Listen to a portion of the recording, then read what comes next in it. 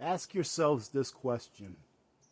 If the electricity that flows through the power lines were to go away right now, how much value would the things that you own really have? Hello YouTubers, Alaska Prepper here. Welcome. When I talk to people about prepping, usually face to face, I ask them, what in your home has value? Should we lose electricity right now? And they look at me like, what are you talking about? And then I explain, if we lost electricity right now, and we knew we weren't going to get it back for a very long time, months, maybe years, what in your home has value? And then I help them by asking them, would your big screen TV have value if we lost electricity? And they'll be like, no. Would your computer have very much value, being that you can't hook up to the internet, and whatever little power you may be able to get, you don't want to waste it on a computer? Then they start to understand, oh, I see what you mean. Well, ladies and gentlemen, ask yourselves that same question and write it down. What in your home has value should we lose the electrical grid? You see, our electrical grid, especially here in the United States of America, our electrical grid is ancient, and it is very weak, and it is not very capable of taking on too much. And what do I mean by that? It can easily be harmed by someone that wants to do it harm intentionally. It can be harmed by, some people say, an EMP, an electromagnetic pulse. It can also be caused by what's called a coronal mass ejection. And what a coronal mass ejection is when the sun, through a lack of better words, burps. It will have a sunspot, and that sunspot will burp. And that burp will cause tons and tons and tons and millions and probably billions of tons of radioactive particles to be thrown at the earth. And ladies and gentlemen, I'm not sure how many of you know, but we are right now entering into a solar minimum. In my opinion, and in the opinion of a lot of experts, we're entering into what is called a grand solar minimum. So what does that have to do with a CME? Well, what happens during a grand solar minimum is that the sunspots, they reduce in numbers. They get less and less and less as we go into the grand solar minimum. And many of you would say, well, that's a good thing, isn't it?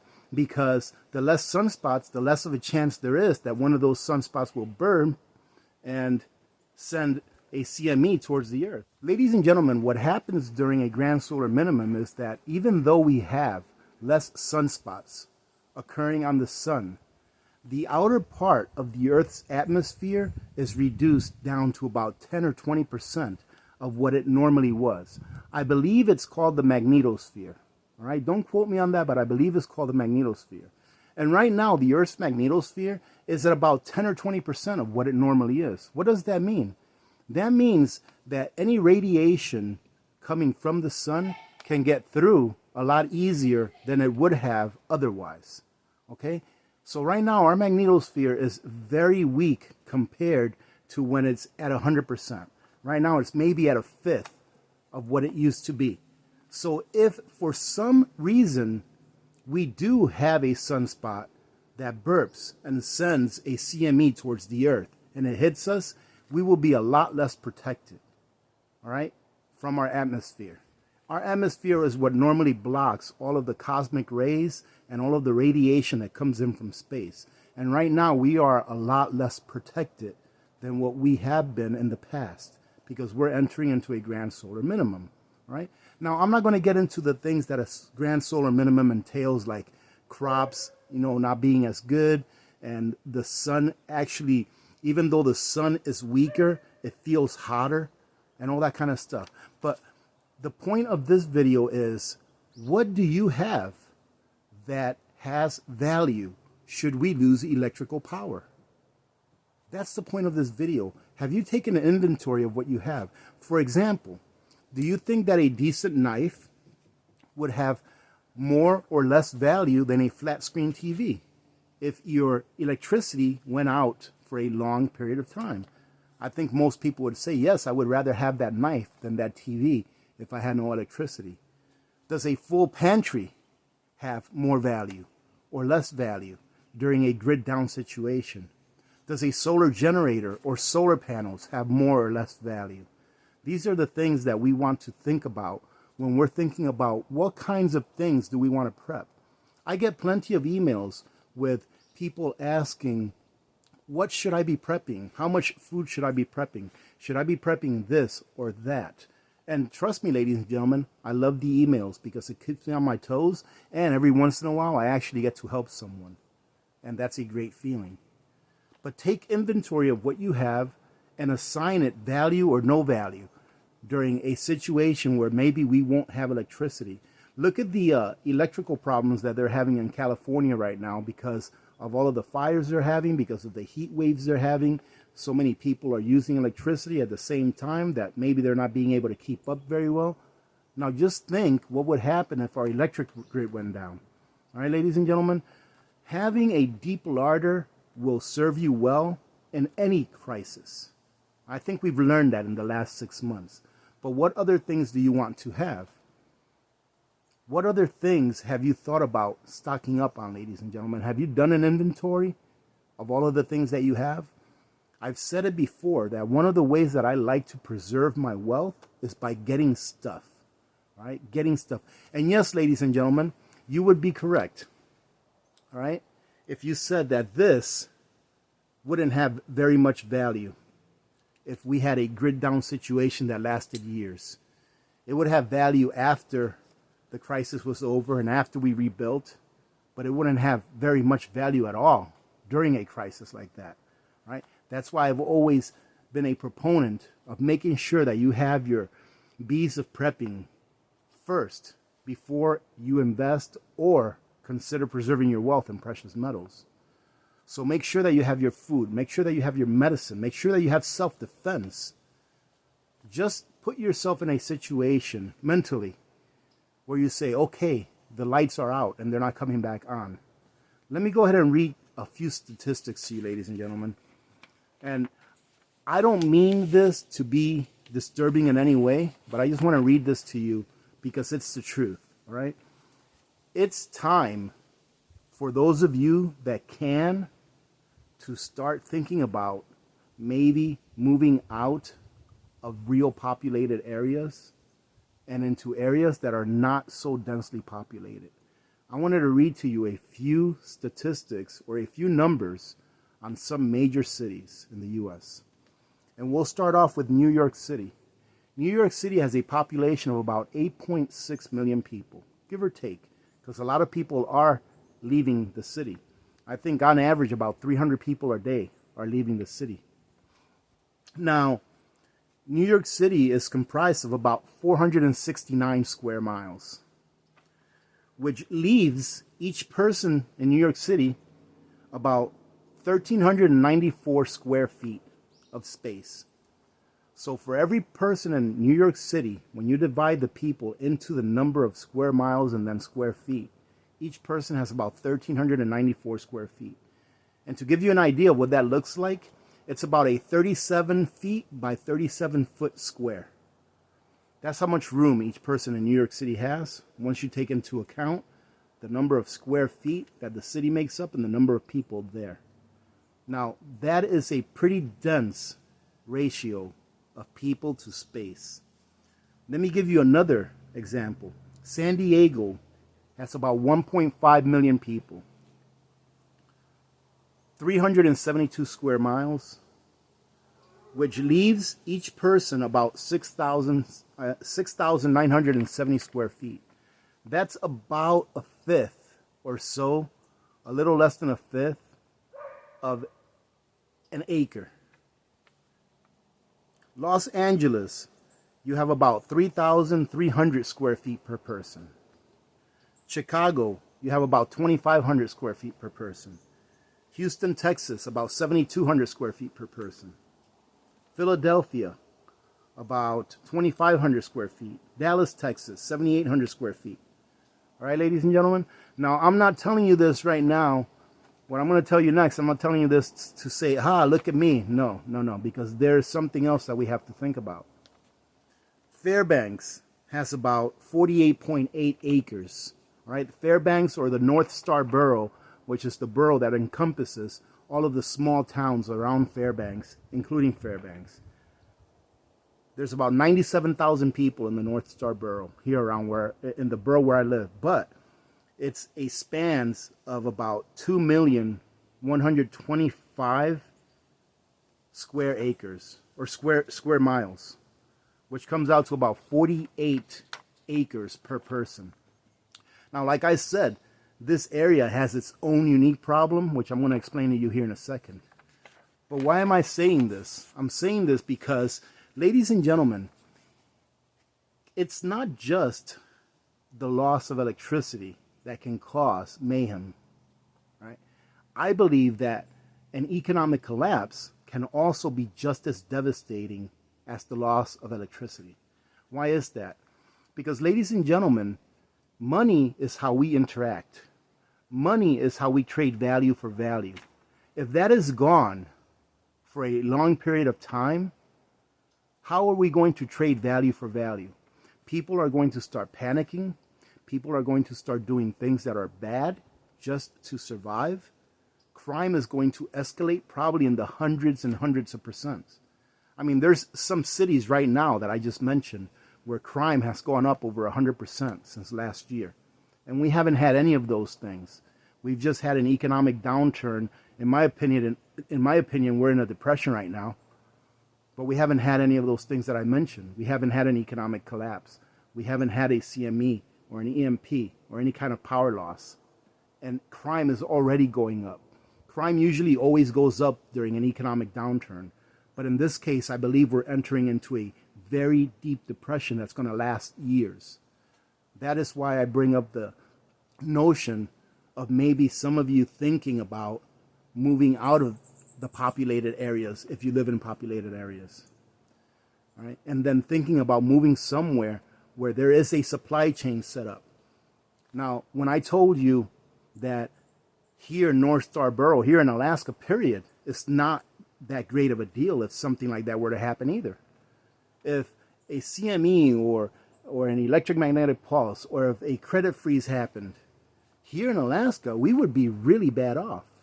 Why? Because in Alaska, we get almost all of the supplies that we get come from the lower 48 or other countries. All right? We do grow some food up here, but I don't believe that we grow enough food up here to take care of the 700 and plus thousand people that live here. In a way, it's good that we only have 700 and plus thousand people in the state of Alaska. But we rely on almost everything that we consume coming from the lower 48 or coming from a different country. So we would not be that great up here. Everyone says, oh, you live in Alaska, all you would have to do for food is go and get a moose. Well, ladies and gentlemen, there's only so many moose to go around. There's only so many deer to go around, or caribou to go around. Eventually, depending on how long the crisis lasts, they may be hunted out. They may be just thinned out so thin where you just can't find them anymore. And it would almost be like hitting the lottery if you got one. So you have to take into consideration where it is that you want to go. And go somewhere where you know that supply lines would be fluid. All right? Go somewhere where the density of the population is not that high. All right? Maybe one person per square mile. That would be really good. One person per square mile or so. Right? If you cannot afford to leave where you're at, maybe make some plans with a family member who lives a gas tank or two away from you or away from the populated city, that you can maybe meet up with them and make your way there if you see that things are getting too bad for you to stay where you're at. And then that would be a plan that you would have to develop on your own to make sure that you can get there in time and that you leave in time before things get too bad to where you cannot travel anymore. Because, ladies and gentlemen, things don't look like they're getting any better.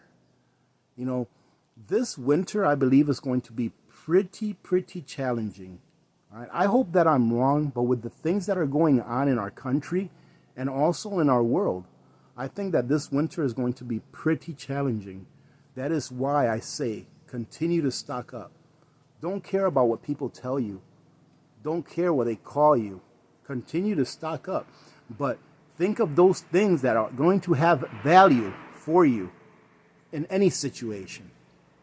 Before you go out and spend your hard-earned cash, make sure that you think, what is it that I'm going to get that has value for me in any situation? And yes, I can already see some people in the comments saying, well, if you have a solar generator and you have a CME or an EMP, that solar generator is going to be no good. Yes, ladies and gentlemen, those are some of the things you want to think about. And that's good if you are thinking about that. Maybe get a Faraday cage or get a Faraday bag. They actually sell Faraday bags for solar generators that they'll fit in. They're really nice. I have to get a few of those. All right. So those are the things that you want to think about. This is the thought experiment that I want you to start thinking about. In the comments, leave down in the comments what types of things will have value during any kind of crisis. A shovel, an axe, a chainsaw. Make sure you have gasoline. Make sure you have chain oil. Make sure that you have the gasoline oil, a 2-cycle oil that you put in your gasoline to run it. All of those things would have so much more value than the things that we've been accustomed to using just because we've really been spoiled with electricity. Think about how our forefathers used to live before electricity was available to them. It wasn't an easy life, but they had the tools that allowed them to survive. They had the tools that did not need electricity. They have the tools that they can service themselves and make them last long enough so that they can get through another year. And sometimes that will last their lifetimes, and they were able to pass it down to their children. These are the things that we need to think about as far as spending our hard-earned cash on. All right, ladies and gentlemen, you know, I do these videos because I want to make sure that I get across to maybe 2 or 3. And whenever I see that one of these videos gets some subscribers, you know, I can tell when I do a video of if people subscribe to the channel from that video or not. And it makes me feel good to know that most of the times people, right, maybe what I'm saying makes sense to you and it's something that you would want to explore a little further. And that's why I think that a lot of people subscribe, is because they want to explore a little further. What is this guy talking about? Does it make sense what he's talking about? You know, do your research, ladies and gentlemen. And, you know, one of the reasons why I say we're going to have a very tough winter, ladies and gentlemen, there's going to be so many evictions this winter, and the courts aren't going to be able to stop them. I'm not saying whether it's right or wrong, okay? I know that if I were a landlord, and I have been a landlord in the past, and I have had tenants that were in hard times, I always worked with them. And I always did everything that I could to make sure that they could stay there, whether it be extending them a month or even 2 months at times. And I can understand that is a very stressful situation for a landlord. When I had a house that I was renting out, it was very stressful because sometimes I didn't even know if I was going to get the rent payment that month, and then I was going to have to come out of pocket to pay the mortgage when I was expecting to pay it with a rent payment. Well, a lot of these landlords, they've already been going through that for the last 6 months. What are all of these people going to do that don't have anywhere to go? That's why I say this winter, we're going to have a tough winter this year, because we're going to have a lot of people that are going to be facing eviction. And I think that civil unrest may ensue, mainly because of that. And because the people are getting tired of not being able to work. They're getting tired of not being able to feed their children. They're getting tired of having to go and get handouts from food pantries and churches. So I want you all to be prepared. All right, ladies and gentlemen. This Sunday, we are going to have a live stream where I'm going to give away the 3 ounces of silver that I showed you guys in the last video. If you haven't seen that video, I'll leave it up here, okay, in the corner. So you guys can go check that out, and you guys can go ahead and enter to win 3 ounces of silver. In addition to that, I received another solar generator from the company that sent me the solar panels for the last review that I did on a small solar generator. And they're going to go ahead and give away 3 of those to 3 of you guys. All right, so I agreed to do that review. First of all, because the solar generator actually looks really nice, and it's at a very good price point, number one. And it also has a pretty good amount of capacity. It's not as big as the last one that I reviewed, but it's still big enough for it to go ahead and take care of you for a day or so. Keep the lights on, keep a mini fridge on and stuff like that. But the company also agreed to give me 3 of them so that I can give them away to you guys. So I'm more than happy to do that. Plus, I've been using it. I think it's a pretty good solar generator. So I'm going to try and go ahead and have that video up either for Friday or for Saturday. That way you guys can enter to win one of those. So on Saturday, I'm going to be giving away 3 ounces of silver and 3 solar generators. So make sure you guys look out for that video. And if you haven't seen the video that I put up here on the right hand corner, make sure you take a look at that so you can enter to win 3 silver ounces. All right, ladies and gentlemen, I hope you got something out of this. And like I said, I'm not here to try to sound like an alarmist, but it's just being a realist right now that I am. I am being a realist. If you look around, you would understand that as well. Right? Tough times aren't here. Tough times are coming. It's like I said before. This time next year, we're going to look back to this time and said, those were good times. Tough times are coming. And I know that we've been saying this for years. Prepper channels have been saying this for years. Tough times are coming, ladies and gentlemen. Tough times are coming. Well, you know what, ladies and gentlemen? They are coming. And even though we are in somewhat of a tough time right now, we have tougher times ahead. We have a lot of challenges that we have to overcome. And I think that the biggest challenge that we have to overcome is the divisiveness that has occurred within our country. If we can overcome that one challenge, ladies and gentlemen, we can overcome anything. But it's not looking too good right now. The divisiveness in our country is probably the worst that I've ever seen it in my entire life. Having said that, ladies and gentlemen, thank you very much for joining in. I truly do appreciate your guys' support. I appreciate you stopping by every time I put up a video. If you haven't seen the video where I tell you guys what we're doing for a donation, for our next donation, I'll go ahead and leave a card for that video also, so you guys can check it out. That way you'll know what it is that we're doing our donation on. It's going to be in late September. And if you guys want to go ahead and donate to that charity, by all means, please do so. We're doing really, really well. I think we're going to have a record-breaking donation this time around. So thank you very much to all of you that have already donated. I truly do appreciate it. However, ladies and gentlemen, remember this. If you don't have all your preps in order, if you don't have a full pantry with all of the preps that you feel you need, you don't need to be donating. Make sure you take that money and spend it on your preps, because that's the most important thing right now, is for you to make sure that you are prepared. That way you and your family don't have to suffer and go without during the crisis that is ahead. I hate saying it, but we do have a bigger crisis ahead. Having said that, ladies and gentlemen, thank you again for joining in. Remember to be good to each other. When good people do good things happen. Remember to reach one, teach one, and repeat. If we all did this, the world would be a better place, and you know that it will be a better place. Many blessings to all of you and your families. I'm the Alaska Prepper, and I'm out.